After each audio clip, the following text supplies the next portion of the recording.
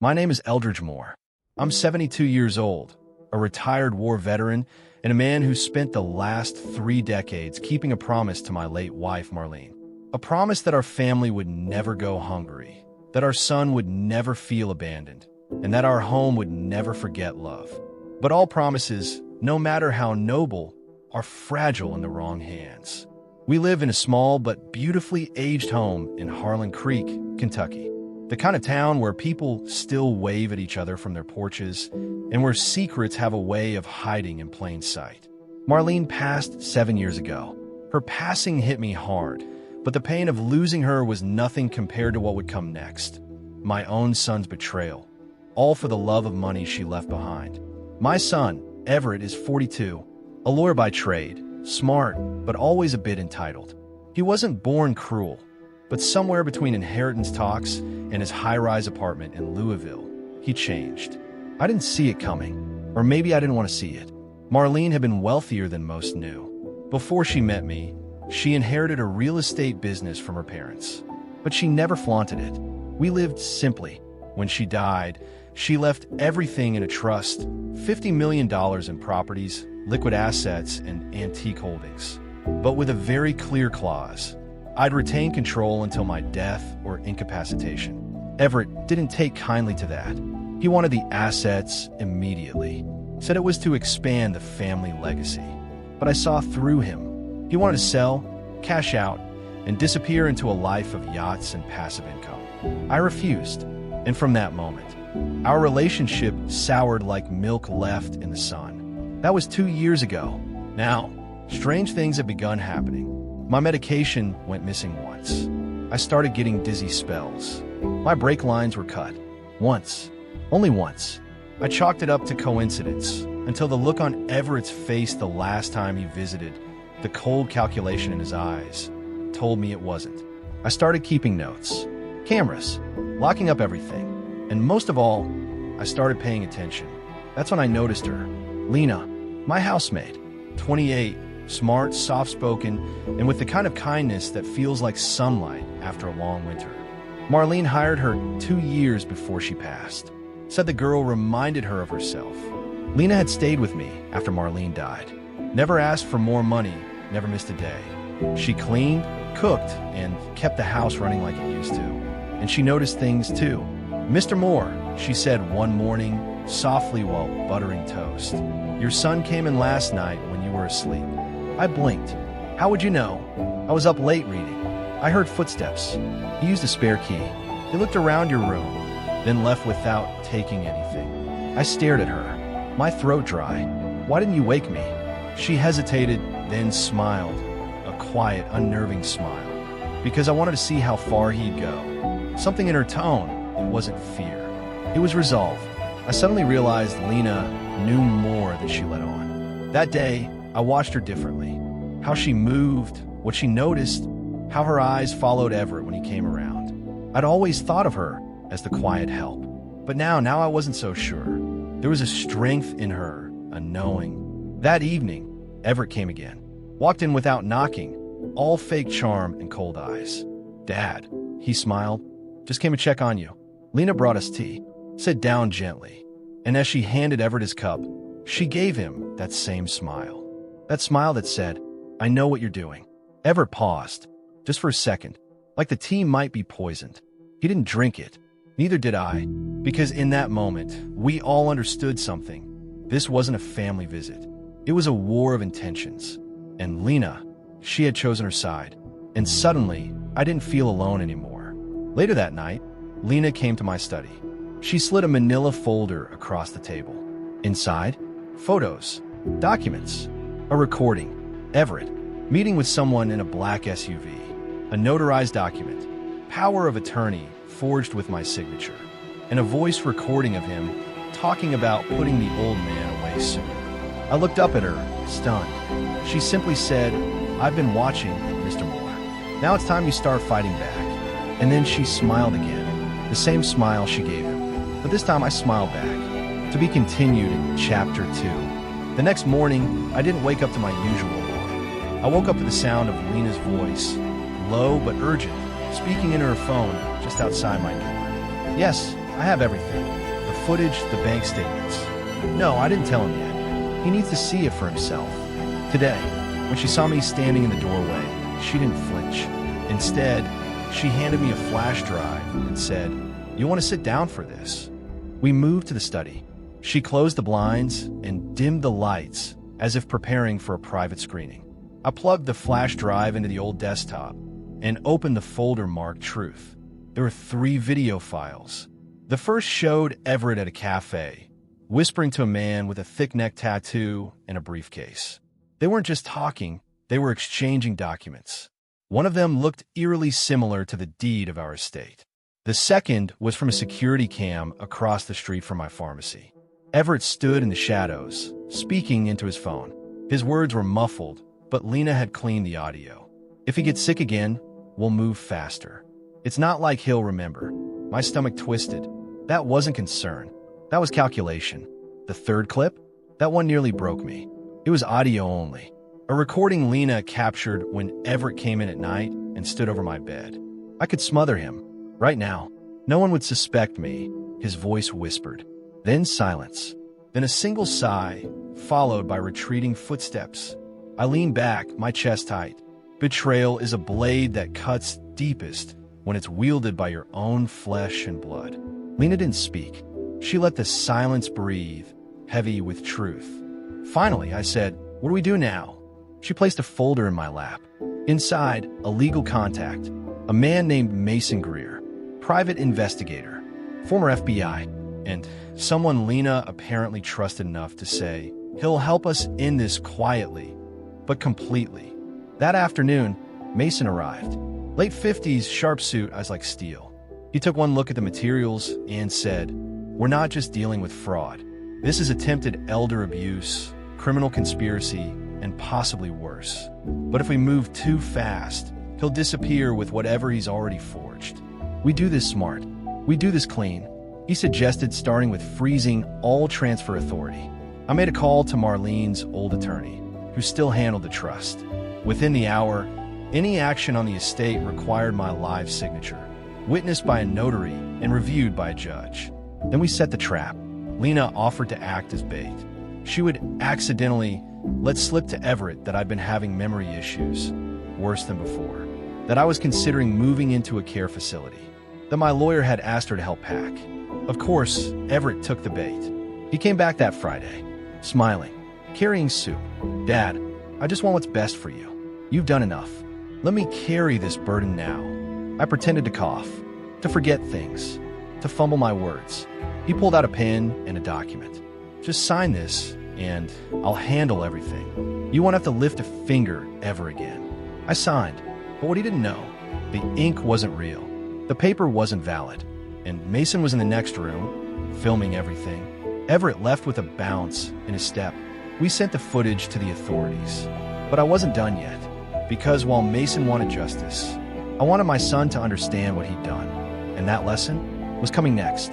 2 days after Everett left with that fake document in his briefcase, I sat in the quiet of my study, staring at an old photograph of him as a boy.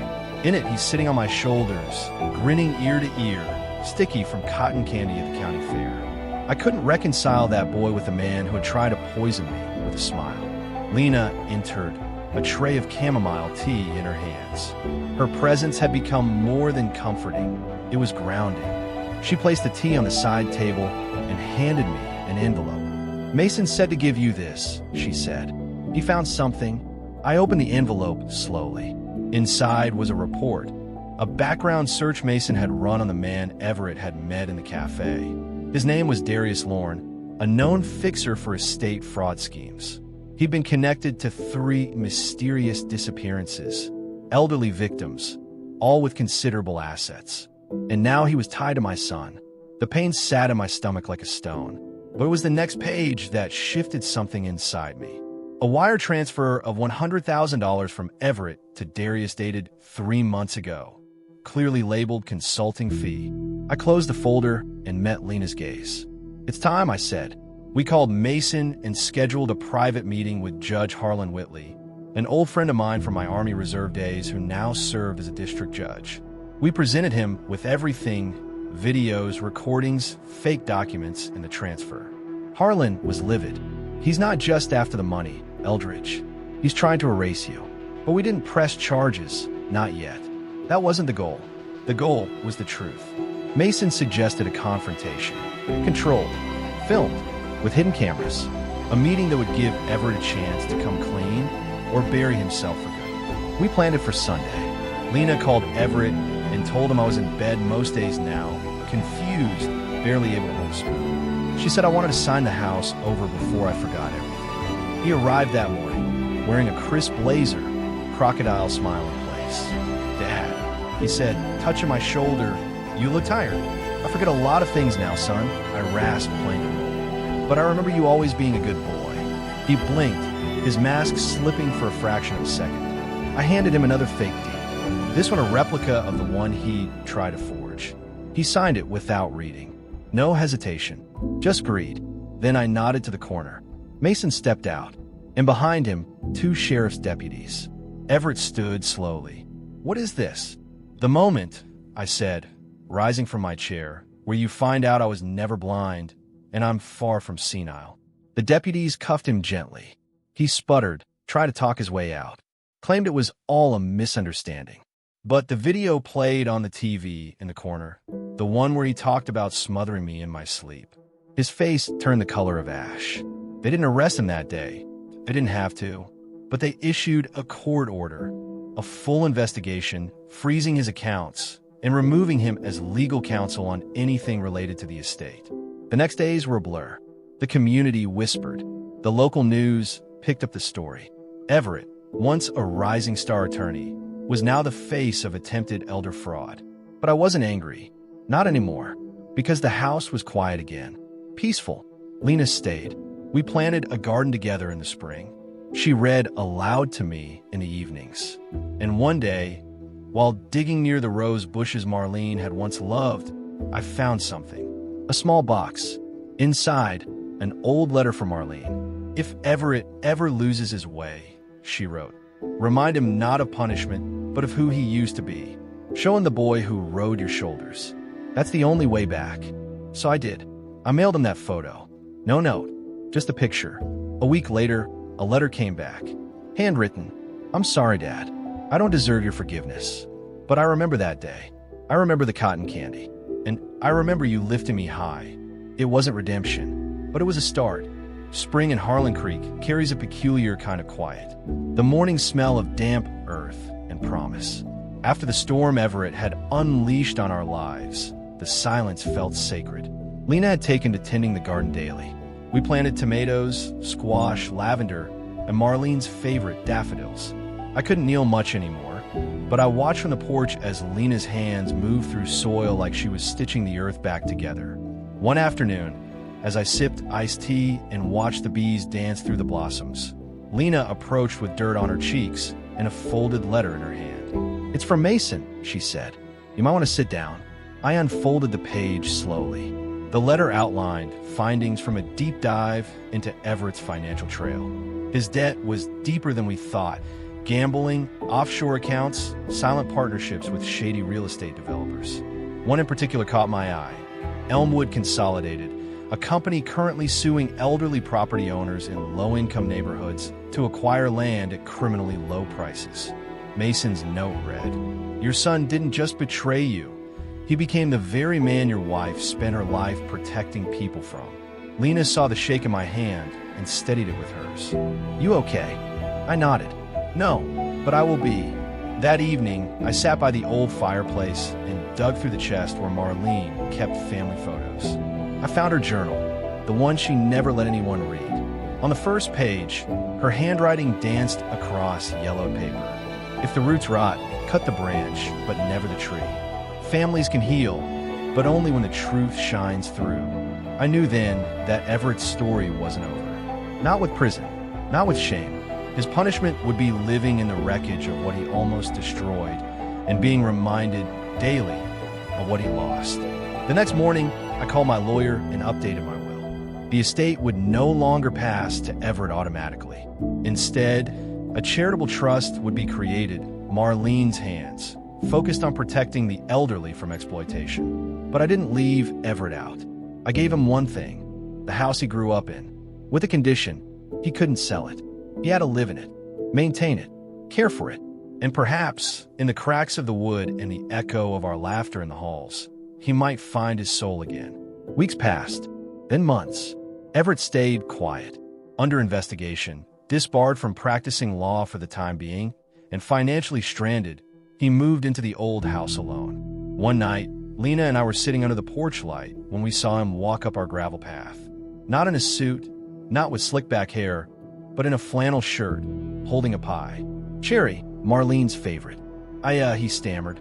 I thought maybe I could join you, just for tonight. Lena looked to me. I nodded. He sat beside me, silent for a while, then said, I'm sorry. I said nothing, because some wounds don't need words. Just time and space and the courage to sit with what you've done. That night, under the stars, we shared pie. Not as father and son, but as broken men, try to remember what love used to feel like.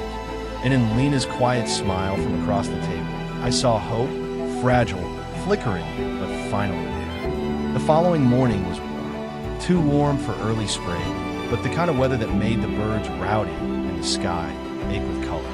Lena left early to visit her sister in town, leaving Everett and me alone for the first time in years. He wandered into the kitchen while I brewed coffee. He looked at the worn linoleum, the chipped mug in his hand, and said, You know, I hated this house as a teenager. Thought it was too small, too old. It's not the house that was small, Everett. It was your heart back then. He smiled faintly. Still might be, but I'm trying. We took our mugs outside and sat beneath the old oak tree, where Marlene used to read on Sundays. The air was thick with memories. Everett cleared his throat. Dad, I didn't just come for pie. I've been going to counseling. Court mandated it first, but I kept going, and it opened something in me. Something raw. I nodded but didn't speak. He continued. I realized I spent my whole life running from you. From Mom's death. From the guilt that maybe I wasn't enough for either of you. And when I found out how much she left behind, I snapped. Money made it worse. But it wasn't just about greed. It was about resentment I didn't know I had. Son, I said, placing my hand over his, you let darkness in, but you weren't born in it. You were just lost. We sat in silence for a while, watching the squirrels chase each other through branches.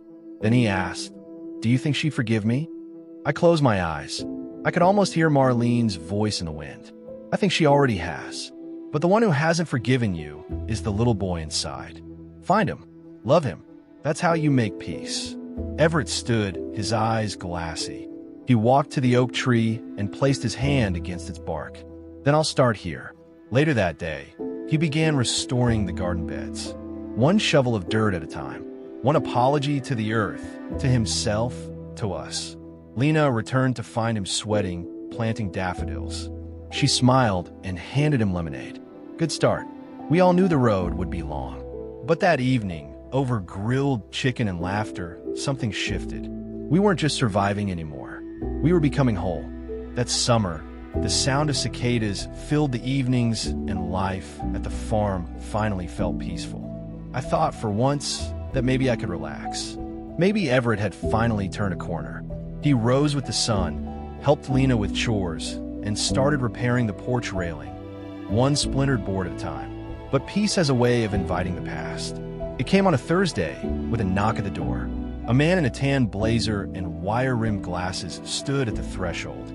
His smile was firm but tight, and behind him was a woman with a clipboard. Mr. Alden? Everett Alden. Everett stepped forward cautiously. That's me. The man extended his hand. I'm with the State Financial Ethics Bureau. We need to speak with you. Privately. Lena and I exchanged glances. For hours, they sat with Everett at the kitchen table. Papers were signed.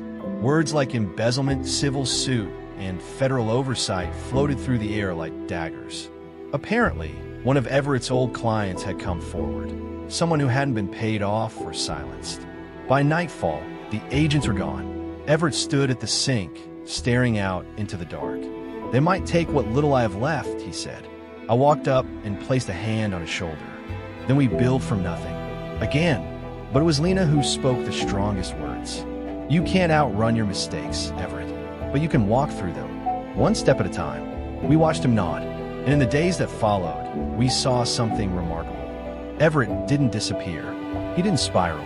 He doubled down on the garden, started volunteering at the local shelter, and wrote daily letters of apology to people he once wronged.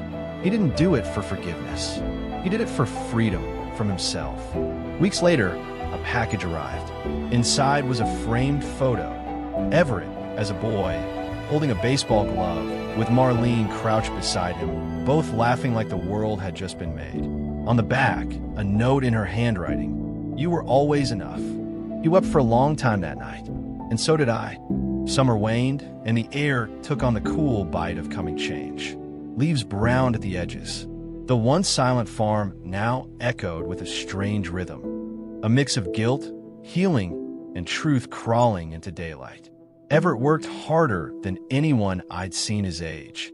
If he wasn't repairing the roof, he was painting the picket fence or helping Lena gather vegetables from the garden for soup. But there was something else in his eyes. Resolve, maybe even hope. One morning, while dew still kissed the windows, Lena found a torn envelope on the porch. Inside was a single document, a notice of deposition. Everett was to appear in court in less than 2 weeks. The civil case was proceeding fast. He came into the kitchen, saw the paper, and paused. "It's happening," he whispered. "They're coming for me. What will you do?" I asked. He sat down, his hand trembling over the mug of black coffee. "Tell the truth. All of it. About the deals, the bribes, the properties I stole. Even the trust Mom left. I'm done hiding." Lena placed a soft hand on his back. "Then we'll stand by you. Not because you're innocent, but because you're trying." Over the next several days, the farm turned into something it hadn't been in years, a sanctuary. Everett's lawyer visited. Mason stopped by with folders full of data, maps, and names of people Everett had wronged. Instead of hiding, Everett reached out to each person with handwritten letters and direct phone calls. Some cursed at him, some wept, some, surprisingly, forgave. One evening, as the cicadas began their restless hum, Everett pulled an old bench beneath the massive sycamore tree out back. That tree had seen everything. Marlene's pregnancy, our family picnics, even the day she passed quietly in her sleep. He turned to me. "Dad, if I don't make it out of this..." I stopped him. "Then you still tried, and that matters." He smiled faintly. "I want to do one last thing before the hearing." "For Mom." "What's that?" "I want to transfer the name of the $50 million estate. Not to me, not even to you, but to the foundation. Marlene's hands. I want it to work without corruption. Clean, with full public oversight." Tears stung my eyes. She'd be proud. That night, we stayed up drawing out the bylaws. The housemaid Lena, myself, and Mason would oversee operations. Everett declined any formal role. "I don't want power," he said. "I want redemption." The day of the hearing arrived gray and sullen, as though the sky itself held its breath. We dressed in modest clothes. No suits, no spectacle, just truth. The courthouse in downtown Austin was quiet when we entered. Rows of unfamiliar faces filled the seats, many of them victims of Everett's past. But he didn't flinch. He walked to the stand, raised his hand, and told his story. For 4 hours, he laid himself bare. He confessed to everything: the fraud, the greed, the manipulation. When the judge asked why now, why after so long, he said, "Because my mother believed in mercy, and I lost myself forgetting that." Silence followed his final word. Then something remarkable happened. One by one, members of the gallery stood. Not all, but enough. Some nodded. A few applauded softly. The judge recessed for deliberation. When he returned, he announced a suspended sentence, court-mandated restitution, and public service through Marlene's hands. Everett wasn't getting off easy, but he was getting a second chance. Outside, reporters gathered. One asked, "Mr. Alden, do you have anything to say to your victims?" Everett looked into the camera. "I'll never be able to undo the past, but I will spend the rest of my life honoring the lessons it taught me." We returned to the farm that night under a full moon. Lena had prepared stew. We ate in silence, weary but not broken. Before bed, Everett handed me a small box. Inside was a photograph of Marlene, tucked behind a note she had written decades ago. Forgiveness is the fire that melts chains. He looked at me. Do you forgive me? I closed the box. Every day I try, and every day I come closer. Outside, wind rustled the leaves like whispers. And in the distance, beneath the stars, the house stood tall again, not as a monument to wealth or pain, but as a home rebuilt on truth. Autumn settled across Harlan Creek in full glory, cloaking the trees in russet, gold, and amber. The air was brisk and smoky with the promise of winter, but in our house, it felt like the beginning of something new. The day after the court ruling, Everett rose earlier than usual. The bags beneath his eyes were still there, but there was something different about his stride, a quiet conviction. He didn't just want to make things right. He had begun to understand what right truly meant. I want to host a dinner, he said at breakfast, coffee in hand. Here, for everyone I've wronged in this town who is willing to show up.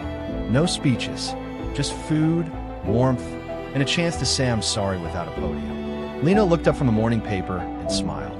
You sure you're ready for that? Everett nodded. I've lived so long for my image. It's time I live for truth. So we planned, not a lavish affair, but a humble gathering. Lena cooked her best stew. We lit lanterns around the garden. The sycamore tree became the centerpiece, strung with warm white lights and a long table beneath its branches. That evening, cars began to pull up. Familiar faces emerged, some uncertain, others reserved, but they came. The woman whose land Everett tried to strip away. The man whose inheritance had vanished in one of Everett's shell companies. Even his former mentor, now gray and slow with a cane. Everett stood at the table's head. I won't make a speech, he said softly, but I want you to know, I see you, and I carry the weight of every scar I left behind. I can't undo your pain, but I will spend every day trying to be a better man than the one who caused it. People nodded. Some clapped gently, and slowly, plates filled, cups were raised, and laughter, real laughter, returned to our porch for the first time in years. After everyone left, Everett stayed behind, collecting dishes by moonlight. I watched him from the kitchen window. He looked tired but lighter. The next morning, a letter arrived from Marlene's old friend, Judge Halloran. He had read about the foundation, about Everett's case. He enclosed a check for $100,000. From Marlene's hands, he wrote, because in a world like this, mercy needs funding. With Lena as director, Mason as legal counsel, and myself as treasurer, we began the real work. Elderly victims of housing fraud were given legal aid. Home repairs were funded for long-neglected properties. Financial literacy programs sprang up in churches and community centers. Everett took no credit. He volunteered for everything, driving clients, handing out flyers, even helping build ramps for wheelchairs. One evening, as we sat by the fire, Everett leaned back and said, I used to think legacy was about leaving something behind, but it's really about what you give while you're still here. I nodded. Your mother believed that, too. A week later, Everett received an invitation to speak at a statewide ethics symposium. He declined. I'm not ready to teach anyone anything, he said. I still have too much to learn. Instead, he asked me to speak. And so I stood, weeks later, at a podium before young lawyers and judges, and I told them about a man who was once lost in greed, found himself in ruin, and then found redemption in soil, sweat, and truth. He is my son, I said, and he is still becoming. The applause was quiet, respectful. Back home, Everett waited with pie and coffee. How'd I do? I asked. He grinned. Still too many metaphors. I chuckled. Runs in the family. That night, Lena sat between us as we played cards beneath the soft hum of the ceiling fan. Outside, the wind picked up, scattering leaves across the porch. There was still much to repair, but we were together, and that made all the difference. Everett excused himself and stepped out into the night. I followed, curious. He knelt beside the oak tree. In his hands, he held a tiny shovel and a sapling, a cherry blossom, just like the one Marlene had planted in her mother's yard decades ago. Thought it was time, he said, to plant something that lasts. And so, beneath the stars, we dug, side by side. As we patted down the soil, I realized the truth. The past doesn't vanish, but it can grow into something new if tended with honesty, with love, and with hands that have finally learned what it means to give. The sky was a canvas of charcoal and rust when the letter arrived. A simple white envelope bearing no return address, sealed tight, and delivered not by post, but slipped beneath the old wooden gate of our farm. It was addressed to Everett in elegant, looping script that seemed oddly familiar. I found it first, out on my morning walk, with a thermos of black coffee in one hand and the other tucked in my coat pocket. The autumn wind had shifted to a sharp winter warning. I picked up the envelope and turned it over twice before calling for Everett. He emerged from the barn, sleeves rolled and boots muddy, hair tousled from hammering in a new roof beam. He wiped his hands on a rag and raised a brow at me. "What's that?" "Don't know, but it's for you." He took it, opened it slowly, read the first few lines, and went pale. "Who's it from?" I asked. He folded the letter shut, staring into the horizon. "It's from someone I thought I'd never hear from again." And then he walked away. 2 hours later, he came back into the kitchen, holding the letter like a weight. "Her name is Miranda Weston." I blinked. The name meant nothing to me. She was my partner. Not in crime exactly, but close enough. The shell companies I confessed to, some of them weren't mine. They were hers. I was the face. She was the mind. I sank into a chair. "And she's back. She wants to meet.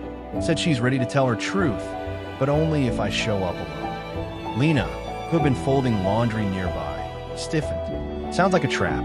Everett nodded. "Probably is, but I owe her more than just fear." 3 days later, he drove to the edge of town to a coffee shop long forgotten by Yelp or Google Maps. I insisted he wear a recorder beneath his shirt.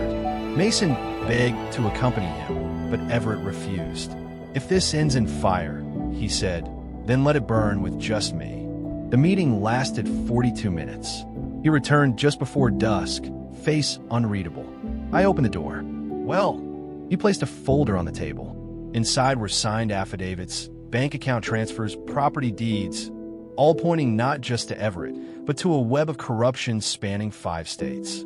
And at the center was Miranda Weston, now dying of cancer, hoping to unburden her soul. "She wants to turn herself in," he said, "but she wants me to deliver this to the federal authorities." The next 2 weeks were a whirlwind. Mason filed paperwork. Lena coordinated with pro bono lawyers.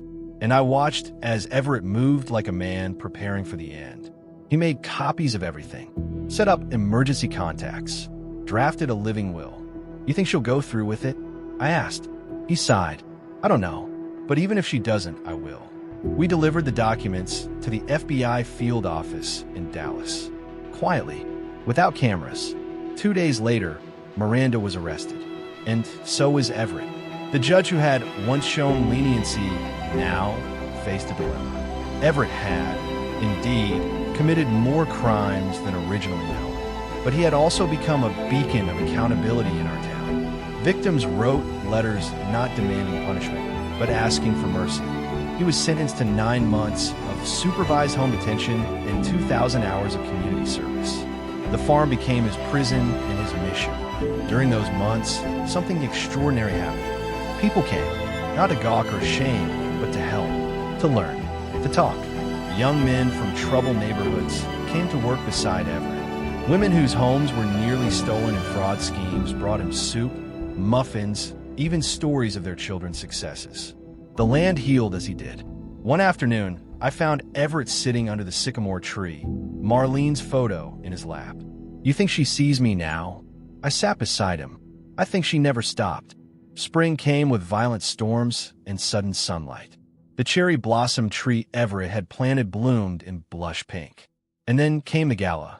The board of Marlene's Hands had decided to host its first fundraiser.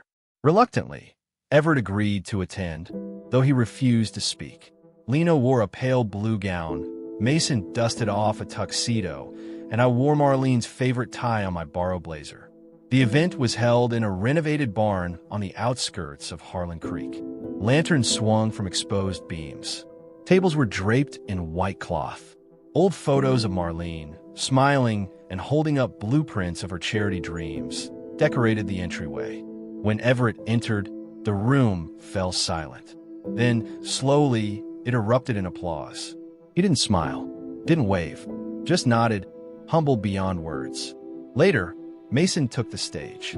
This organization exists because one woman dreamed it, and because one man dared to destroy everything he was to become someone better. He gestured to Everett, who looked down. That man, Mason continued, reminds us that redemption isn't a fantasy. It's work, real, hard, messy work. And tonight, we honor not perfection, but the courage to try. That night, as we sat on the porch with champagne flutes we barely sipped, Everett finally asked me something he never had before. Was I always this broken? I looked at him, really looked. The gray in his hair, the wrinkles around his eyes, the scars he wore inside and out. No, I said, you were never broken, just lost. And now, maybe you're home. He nodded. You think Mom will be proud? I think she'd be furious it took you this long, I said. But yes, I think she'd be proud. We laughed, and it felt good. 1 week later, Everett received a call. A publisher in Chicago wanted him to write a memoir. He declined. He said he had nothing to teach yet. Instead, he went back to the community center to help build a new wing. On the 1-year anniversary of his sentencing, we hosted a small dinner. Only a few guests. Family. Friends. Lena, of course, sat closest to Everett. After dessert, Everett stood, lifted his glass. To those we've hurt and those who stayed, may we always be brave enough to start over. He turned to me, and to my father, the one person who never let me go. I felt the tears come but didn't stop them, because in that moment, beneath a string of warm lights, with the wind rustling the cherry blossoms outside, I saw the son I had raised. Not the one who failed, but the one who rose.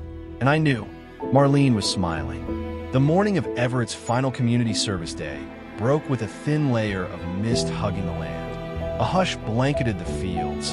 The sky painted a pale lavender, as if the world itself was waiting for the last step in a long, bruising journey toward redemption. Everett rose before dawn, not because he had to, but because it felt right. There was no alarm, just the rhythm of a changed man. He dressed in his old flannel, the one Marlene used to tease him about.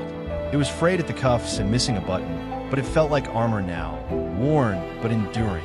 I watched him from the porch, coffee in hand. Lena stood beside me, her presence as steady as ever. She didn't speak. She didn't have to. Everett turned, caught our eyes, and nodded. Today, he said, I closed the book. He drove himself to the Harlan Creek Community Center, not in a truck or a town car, but the old hatchback Mason had fixed up with him months ago. The one with the dent in the back and the squeaky wipers. The kind of car that didn't need to impress anyone. Inside the center, volunteers bustled. Kids laughed in the distance. Walls that once bore cracks now carried murals, stories of healing, painted by the hands of those Everett once betrayed. Today, he was there to polish the last set of railings and lay the final stones in the children's garden. He moved with purpose, not haste. Each nail he hammered in, each stone he placed was a prayer, a penance, a promise. By midday, it was done. Everett sat on a bench beneath a Japanese maple and looked out over what he helped build. Sweat clung to his brow, but his eyes shimmered not from exhaustion, but peace. Mason arrived, holding a small manila envelope. Court clearance. You're officially free. Everett took the envelope, but didn't open it. He placed it gently in his tool bag and leaned back against the bench. You ever think we'd end up here? He asked. Mason shook his head.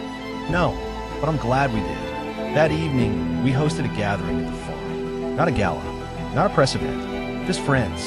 There was a bonfire in the middle of the yard. Wood crackled and sparked, shadows dancing on familiar faces.